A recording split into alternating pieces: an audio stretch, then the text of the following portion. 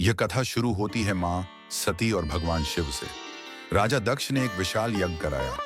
उन्होंने जानबूझकर भगवान शिव को आमंत्रित नहीं किया, क्योंकि वे शिव को योगी, भस्मधारी और नियमों से परे मानते थे। माँ सती ने बहुत समझाया, पिता, शिव केवल मेरे पति नहीं, वे स्वयं महादेव हैं।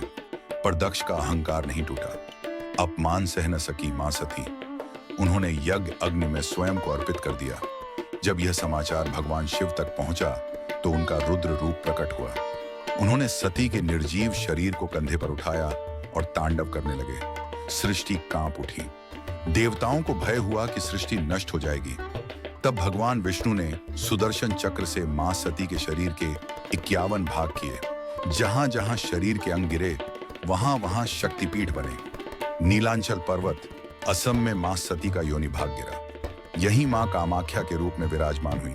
कामाख्या का अर्थ है जो कामनाओं को उत्पन्न और पूर्ण करती है। यह मां सृष्टि की जननी शक्ति है, सृजन, जन्म और जीवन की मूल शक्ति है। इसलिए यहाँ मूर्ति नहीं बल्कि योनि शिला की पूजा होती है। हर वर्ष आषाढ़ मास में मां का अंबुबाची पर्व होता है। क्या होता है? गर्भगृह से लाल रंग का जल निकलता है। 3 दिन मंदिर बंद रहता है। माना जाता है कि मां रजस्वला होती हैं। चौथे दिन मंदिर खुलता है।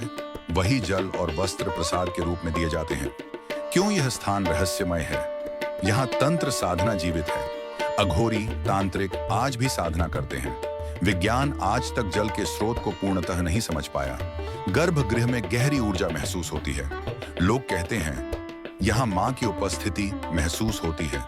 दिखाई नहीं देती, पर अनुभव होती है। एक श्रद्धालु स्त्री जो वर्षों से संतानहीन थी, मां कामाख्या के अंबुबाची पर्व में आई। उसने कहा, मां, मैं कुछ नहीं मांगती, बस तुम्हारे चरणों में बैठना चाहती हूँ। 1 वर्ष के भीतर उसके जीवन में संतान सुख आया।